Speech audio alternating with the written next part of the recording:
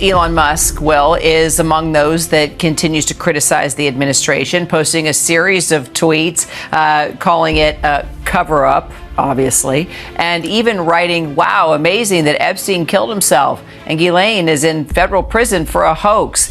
This is just adding more fuel to the fire, right? And of course, Elon owns X, so how do you see this, I guess, impacting the power of this story? Last night into this morning, the internet witnessed one of Donald Trump's most chaotic meltdowns yet. Why? Because the Wall Street Journal just dropped a bombshell, a letter Trump allegedly sent to Jeffrey Epstein for his 50th birthday. And it's disturbing, to say the least. But instead of calmly addressing it, Trump did what he always does: panic, deny, deflect. And while MAGA media is working overtime to spin it, saying things like the letter's fake, or he doesn't use words like enigma, or even claiming Trump doesn't doodle, that damage control isn't landing because the receipts are everywhere. And someone who's definitely not buying Trump's excuses, Elon Musk, he just nuked the whole narrative with a brutal response. And we're going to break it down right now. Before we dive into the full story, comment where you're watching from, and don't forget to like and subscribe so you don't miss the next one. So here's the excuse Trump world is clinging to. Don Jr. says there's no way his father wrote that. Trump immediately took to Truth Social to write.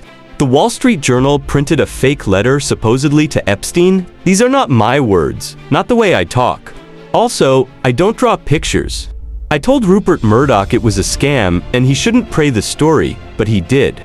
And now I'm going to sue his ass off in that third-rate newspaper. Thank you for your attention to this matter. His son, Donald Trump Jr., also chimed in, writing, "My father has a very specific way of speaking. People all over the world have mimicked but it for decades.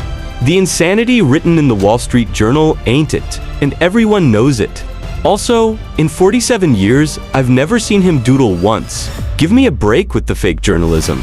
Letter, because, wait for it, he's never used the word enigma in his life and he doesn't doodle. That's seriously their defense. But it takes just seconds to disprove that. Public speeches, he's used enigma before, sketches and scribbles. This is an enigma to me.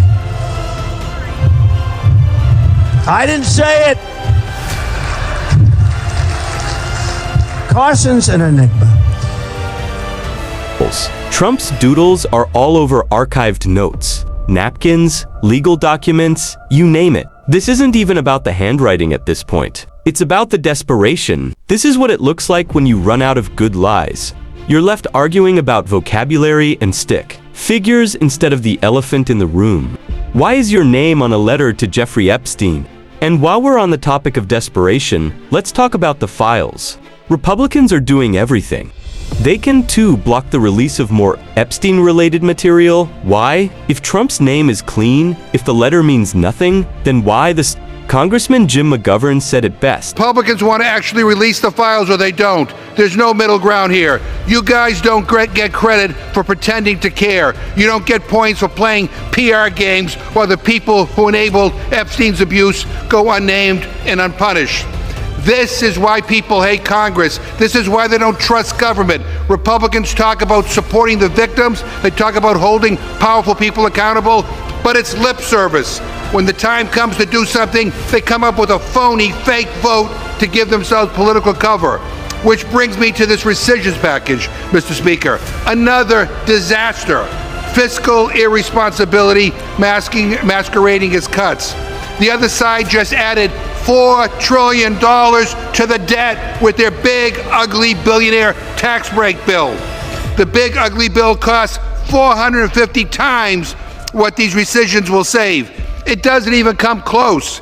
Now, I should mention that these rescissions are also deeply harmful. It cuts funding for international aid that provides life-saving health care. People are going to die because of these cuts. It undermines Ukraine and our allies. It slashes public broadcasting that delivers essential news to communities nationwide. Republicans call it tightening the belt, but it's the same old story. Republicans blow up the budget for billionaires, and then they nickel and dime everyone else to pretend they care about the debt and the deficit. It's nuts.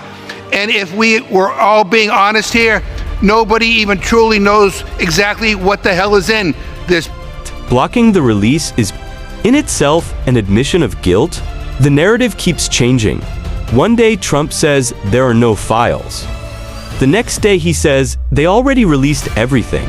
Then he says what's left is phony, but also too dangerous to share. It's a loop of contradictions. And into that confusion steps Elon Musk. Trump goes on Truth Social again, claiming there's no list, no secret names, no cover-up, just noise. But Elon Musk wasn't having it. He responded. Trump wrote, if there was a smoking gun on Epstein, why didn't the Dems who controlled the files for 4 years and had Garland and Comey in charge use it? Because they had nothing.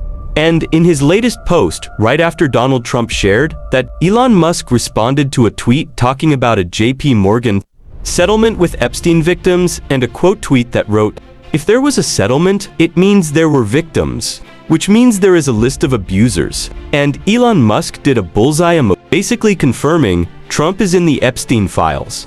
Now, let's be clear, being in the files doesn't automatically mean guilt. You could have given a deposition, known Epstein, or appeared in a flight log. But Elon's focus wasn't just on the files. He was talking about the list that everyone's afraid to talk about. The one Pam Bondi claims she reviewed and filtered for what she called credible, but guess which part didn't make the cut? Anything related to Donald Trump. That's the part. That's supposedly not credible. So, let's spell it out. Everything else gets released, except the pieces that could implicate Trump. That's not credibility, that's curation. Every time Trump tries to rewrite the story, first, it's a hoax. Then, it's a conspiracy. Then it's Obama's fault. Then there are no files. Then there are files, but they're wrong. It's a full-on circus act. And every spin, every Truth Social post just fuels more suspicion. Why? Because people can smell fear, and Trump is clearly rattled.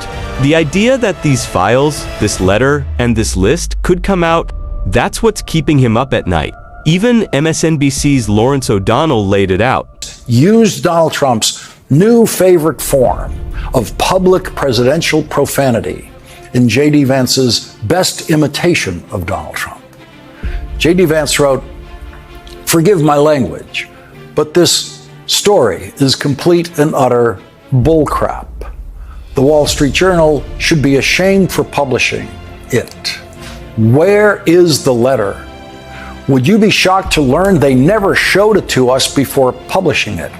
Does anyone honestly believe this sounds like Donald Trump? And in another post, J.D. Vance wrote, doesn't it violate some rule of journalistic ethics to publish a letter like this without showing it to the victim of this hit piece? The answer is no.